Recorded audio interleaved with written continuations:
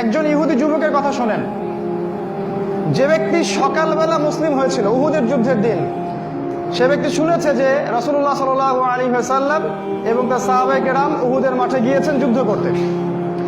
এই ইহুদি যুবক চিন্তা করলো, আমার কওম যুদ্ধ করবে উহুদের মাঠে, আমি যুবক ছেলে ঘরে বসে থাকবো, এটা হতে পারে না। সে মাঠে চলে গেল, সকাল 10টা বাজে তখন আনুমানিক।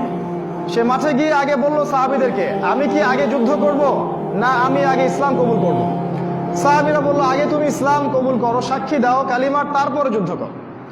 সে ইহুদি যুবক, সে কিন্তু ইহুদি যুবক, সে কালিমা সাক্ষ্য দিল লা ইলাহা ইল্লাল্লাহ ওয়া মুহাম্মাদার রাসূলুল্লাহ। এরপরে সে যুদ্ধ করলো এবং সে অনেকগুলো মুশরিককে হত্যা করে মারা গেল, শহীদ হয়ে গেল।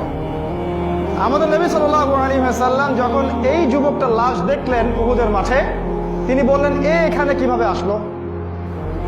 সাহাবায়ে কেরাম বললেন, সকালবেলা এসেছিল বেচারা, ইসলাম কবুল করেছে, যুদ্ধ করেছে, মারা গেছে। নবীজি বললেন, আমিলা কলিল ওয়া উজরা কাসীর, এই ব্যক্তি খুব অল্প আমল করেছে কিন্তু বড় পুরস্কার পেয়ে গেল। একটা কথা বোঝেন, এই ব্যক্তি আল্লাহ পাককে একটা সিজদাও করতে পারে নাই, এই ব্যক্তি এক ওয়াক্ত সালাত আদায় করে নাই, একটা সওমও রাখে নাই, যাকাতও দেয় নাই, সাদাকাও করে নাই, জান্নাতে চলে গেল কিভাবে?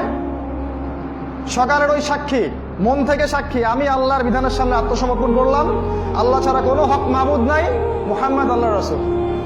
আকীদা ঠিক করার পরে আপনি আমল করতে আসেন। যদি আপনার কাছে মনে হয় খেলাফতের আকীদা, ইসলামী খেলাফার আকীদাটা মৌলবাদী আকীদা, এরা জঙ্গিদের কথাবার্তা, সন্ত্রাসীদের কথাবার্তা, তাহলে আমরা বলবো যে আপনি আপনার কবরের প্রস্তুতি গ্রহণ করেন। আপনার যত বড় দাড়ি টুপি পাগড়ি জুব্বা থাক না কেন, এরকম প্রোটেস্ট্যান্ট আলেম হলে আপনার কবরে খারাপই আছে। সময় থাকতে সতর্ক হয়ে যান।